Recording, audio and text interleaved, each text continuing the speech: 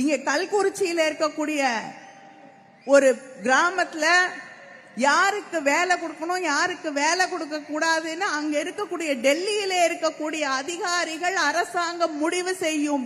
நாங்க சொன்னாதான் வேலை கொடுக்கணும் அப்படின்னு சொல்லக்கூடிய ஒரு அராஜக கூட்டத்தோடு அவர்கள் கைகோர்த்து கொண்டிருக்கிறார்கள். இங்க இனிமேல நமக்கு அந்த 100 நாள் வேலை கிராமப்புறங்களிலே இருக்கக்கூடிய பெண்கள், நம்முடைய சாதாரண மக்களுக்கு கிடைக்கக்கூடிய அந்த வேலை கூட இல்லாமல் செய்து கொண்டிருக்கக்கூடிய ஒரு கூட்டம் நமக்கு எதிராக அணிதிரண்டு கொண்டிருக்கிறது. பிரதமர் பெருமையா இப்ப சொல்றாங்க, நாங்க ட்ரம்போட ஒரு அக்ரிமெண்ட் போட்டிருக்கோம், ட்ரேட் அக்ரிமெண்ட்.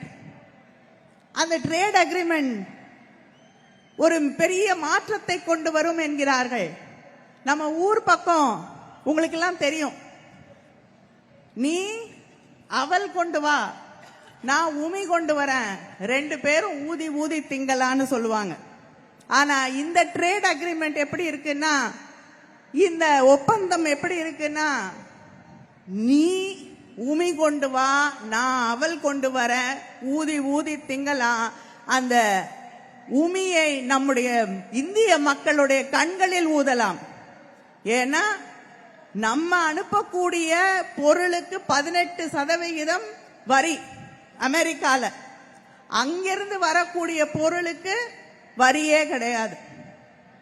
இங்க இருக்கக்கூடிய விவசாயிகளுடைய நிலை, அங்க இருக்கக்கூடிய விளை பொருட்கள், அங்கே இருக்கக்கூடிய அந்த விவசாயிகள் விளைவிக்கக்கூடிய அமெரிக்க பொருட்கள் இங்கே கொண்டு வந்து சந்தைப்படுத்தப்படும். நம்ம விவசாயிகள் விளைக்கக்கூடிய எதுவும் அவங்களோட கம்பீட் பண்ண முடியாது, ஈக்குவலா இருக்காது. ஏன்னா அவங்க மாட்டுக்கு புல்லு கூட 10,000 ஏக்கர் தான் போடுவாங்க, அவ்வளவு பெரிய நாடு. நான் போட்டி போட முடியுமா?